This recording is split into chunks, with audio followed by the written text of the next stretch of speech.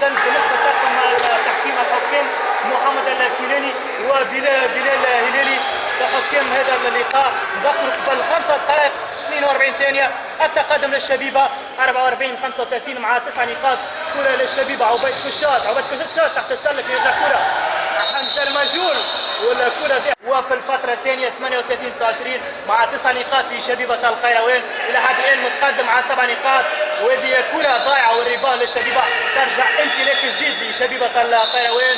كره جانبيه للشبيبه مع دخول محمد العباسي في صفوف شبيبه القيروان وخروج ايمن الرماح ترجع امتلاك جديد للشاصليلي تحت السله وهذه كره تصطدم بالاطار السله والحكم يكون خطا للنجم الراسي بعد ارتكاب عبيد كشات الخطا على اللاعب احمد السماعلي. زوز رميات حره للنجم الراسي بل 4 دقائق 9 ثواني التقدم للشبيبه مع 12 نقطه. وهذه المحاوله الاولى احمد السماعلي في التنفيذ الرميه الاولى. الرميه الحره الثانيه للنجم الراسي ينجح نسبه 100% لهذا اللاعب يقلص الفارق على 10 نقاط. جاد الجوادي كالعاده في صناعه اللعب. جاد الجوادي امامه عمرو بوعليك. جاد الجوادي عبيد كشات يبحث على حلول ممتازه تبادل المراكز من شبيبه القيروان. الجهه لاعب خلص الفارق الى 7 نقاط 51 44 قبل الدقيقتين 24 ثانيه التقدم للشبيبه. بلال المساكي محمد العباسي حمزه المجول شبان الشبيبه القيروانيه لاول مره 5 شبان في الفتره الثالثه كالعاده. جاد الجوادي والكره تضيع ترجع ممتاز للشبيبه.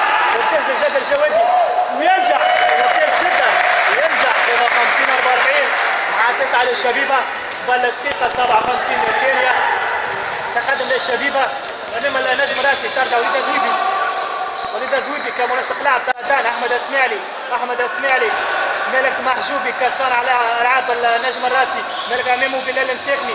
ترجع الكره وليد ذويبي احمد السماعلي لعب ارتكاز النجم الراسي وعمليه خطا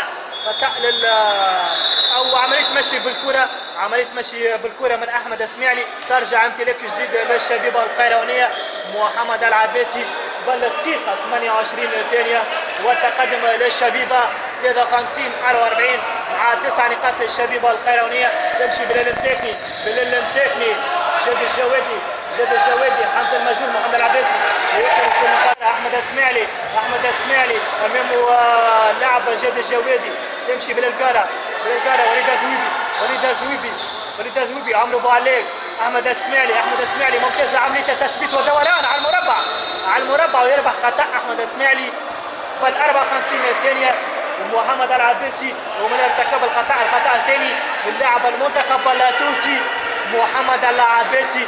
ترجع زوز رميات حره للنجم الراسي في طوال تنفيذ احمد السماعلي من 6 رميات سجل الثانيه 53 45 للشبيبه في انتظار الرميه الثانيه من لاعب احمد السماعلي لاعب النجم الراسي والكره يضيع الكره وترجع امتلاك جديد للنجم الراسي بالجاره. وليد ذويبي امامه بلال المساكي. وليد ذويبي لاعب الخبره لاعب الشبيبه سابقا مع النجم الراسي في احمد السماعلي من فات 3 نقاط وترجع الكره للشبيبه هجمه معاكسه للشبيبه القيروانيه. جاد الجوادي بلال المساكني على المربع وترجع على الكره خاطئه. ترجع هجمه معاكسه بلال المساكني على المربع ينجح على المربع السالم ممتنع يبقى نوصل على مستوى 1-0 55 45 قبل 8 ثواني 7 ثواني الهجمه الاخيره للنجم الراسي قبل نهايه الفتره الثالثه. بلال الجاره وفات 3 نقاط. بلال الجاره وضيع ونهايه الفتره الثالثه بتقدم الشبيبه اهلا بالساده المستمعين على راديو كروان ليبر اف ام. عوده من جديد الى قاعه المرحوم عزيز بن بالقيروان في الفتره الرابعه الاخيره بل 5 دقائق 26 ثانيه والتقدم للشبيبه مع 12 نقطه 65 53. نذكروا بالثلاث الفترات. الفتره الاولى للشبيبه 21 15 الفتره الثانيه 38 29 والثالثه 47 37. الان في الفتره الرابعه الاخيره الشبيبه متقدم 19 نقطه فارق. ترجع الكره لهادي السعيداني ولا ارتكاب خطا من صانع العاب.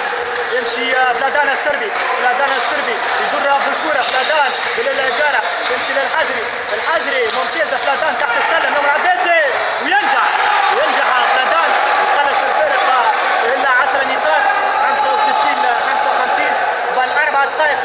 50 ثانيه. حمزه المجهول في صنع اللعبه الشبيبه. نادي السعيدين يلعب ارتكاز دعم وليد 1994.